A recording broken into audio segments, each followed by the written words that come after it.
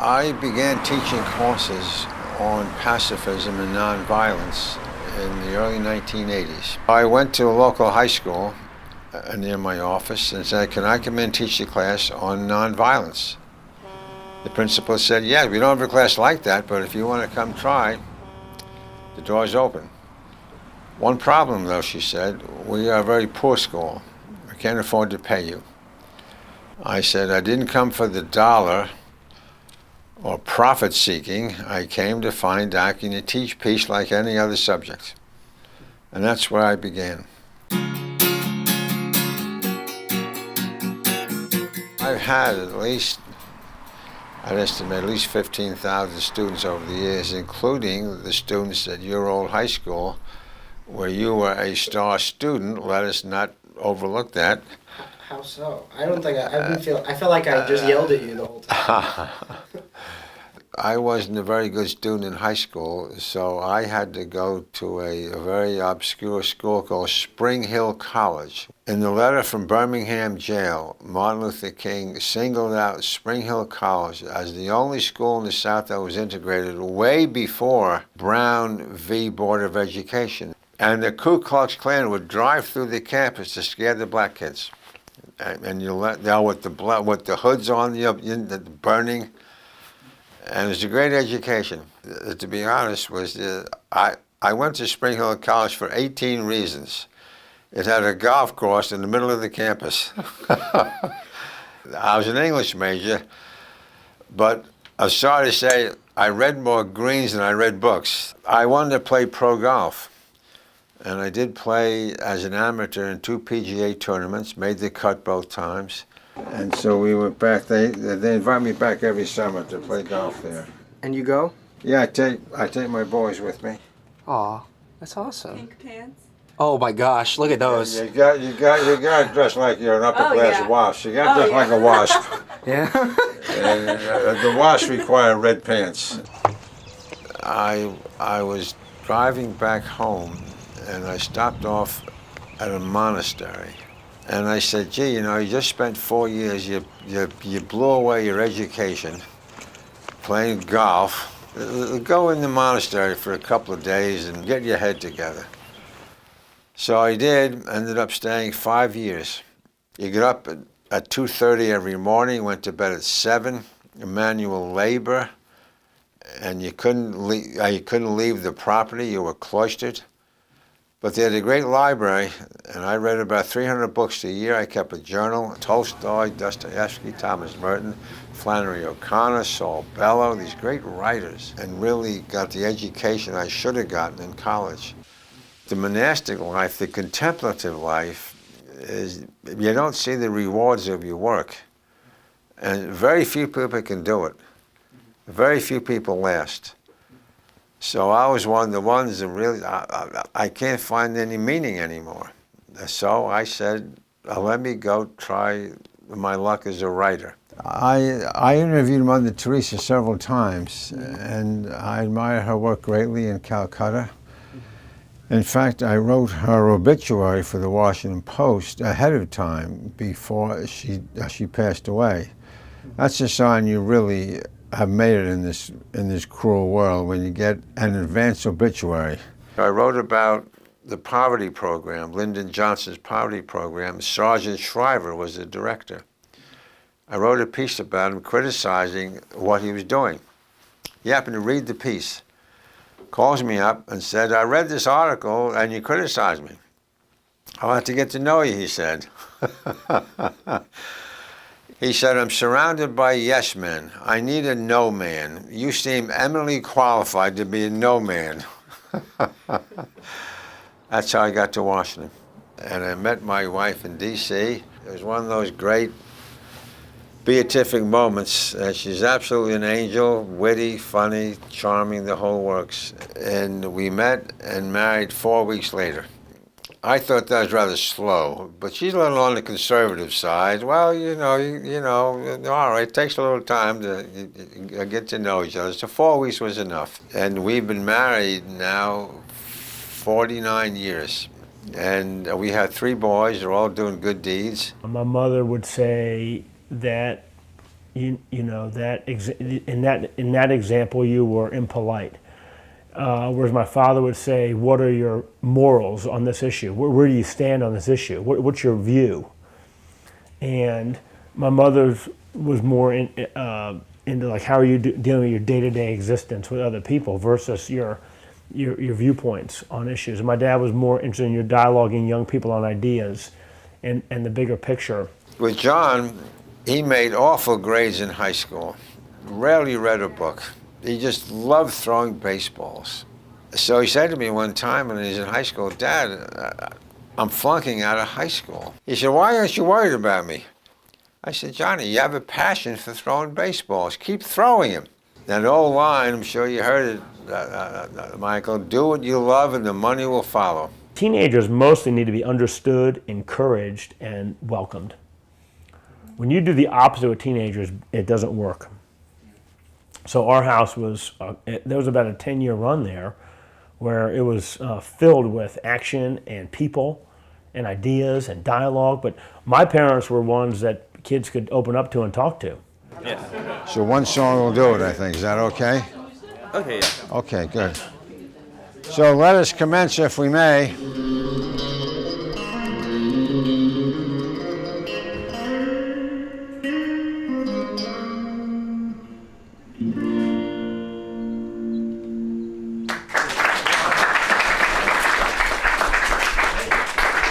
Very nice, Ismail. Very nicely well done. Do we have any singers for us? Jacob, what would you like to sing for us? Sing us a nice peace song. We are all part of this great big family. So the truth, love is all we need. We are the world, we are the children. We are the ones who make a brighter day, so let's start giving. I give no homework. I give no tests, no exams. I think homework, tests, and exams are all forms of academic violence. A theory all my students always agree with. At the University of Maryland, I am allowed to teach pass-fail classes. It's very hard to fail my class. You have to make a lot of bodily noises. You have to snore. You have to not take a bath for 5 weeks and stink up the room when you walk in. Did any of those things actually happen? Well, there have been a few close calls. I just gave the boy some soap and said, take a shower once a month, whether you need it or not. In fact, I was fired from American University in the 1980s because I was a very loose grader. I gave out too many A's. And I said to them one year, give yourselves whatever grade you think you deserve. So, predictably so, there were a lot of A's that semester. So they fired me. Got a lawyer, litigated, and they finally apologized. And I was brought back by some of the deans who appreciated what I was doing. A year ago, the way things turned out, I was voted Outstanding Adjunct Professor of the Year. You just have to wait them out, Michael. Just wait them out, and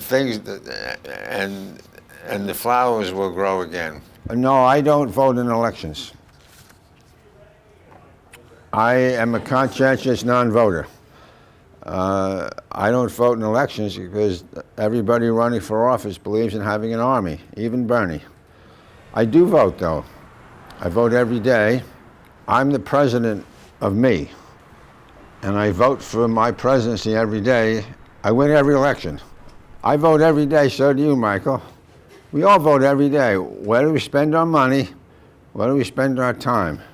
I love his point of view, and I enjoy hearing his views. He'll often, of course, just share them unsolicited, some view he has on the world, and I enjoy hearing it.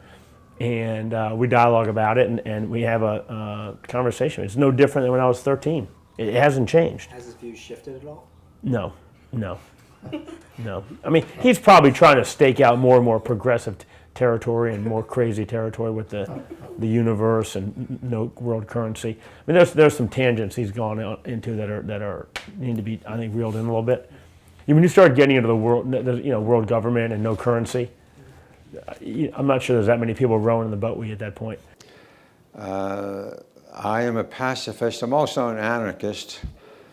I figured I might as well do both together. Saves time and trouble. Pacifism frightens people. They think it's passivity.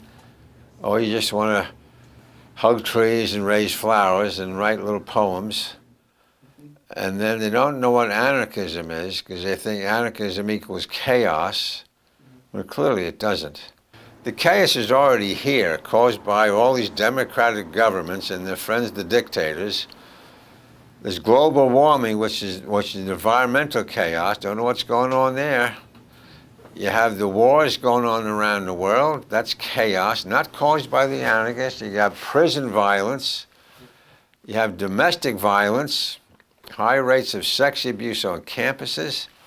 The chaos is everywhere, not caused by the anarchists, but by people who believe in governmental power. I want to ask you 5 questions, the audience, and you can raise your hands. How many of you would like to reduce cruelty in the world? Everybody? Who would like to reduce hunger in the world? All right.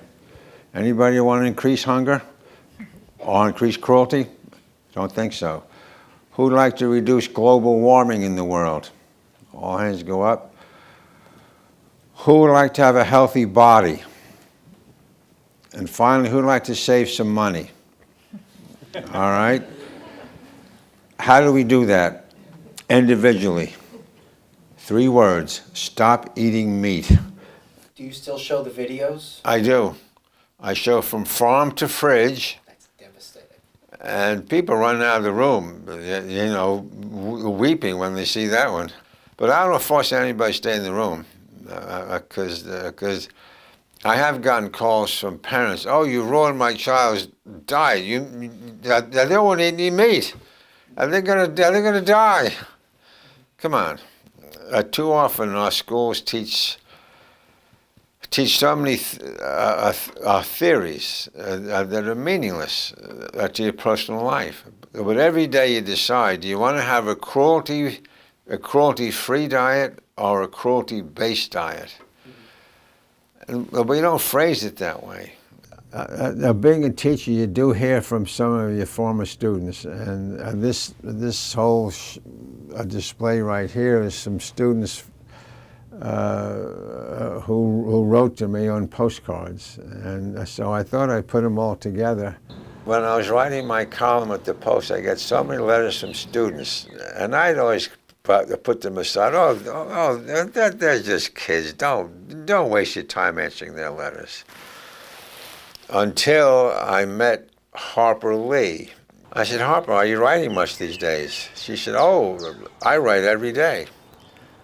I said, oh my God. I said, what's the name of her book? I said to myself. Finally, I said, Harper, I feel embarrassed to ask you this question, but what's the name of your last book? I want to get it. She gave a great answer. She said, no, I don't write books. I write letters to school children. And I was so touched by that. So I said to myself, well, if Harper Lee can answer letters to school children, buddy, get on your game and start doing it. That's how the book came about. This is a student from Bethesda Chevy Chase High School named Teresa Williamson, and now works in Brazil, working in neighborhoods of the poorest of the poor. And she wrote a great op-ed piece for the New York Times about what it's like to work in the favelas of Brazil. And that's the great satisfaction of teaching, that you get to keep up with your former students, and that's the real paycheck that matters. I'm curious what you think your legacy is going to be. Oh, I don't think about legacies, Michael. You'll weigh they're being extravagant. I never think about that, Michael. I'm just a high school teacher. You can't change the past and you can't predict the future. So stay in the present, be mindful, and see what results. That great line from Mother Teresa, don't worry about being successful, worry about being faithful. And I think that's a good motto to live by.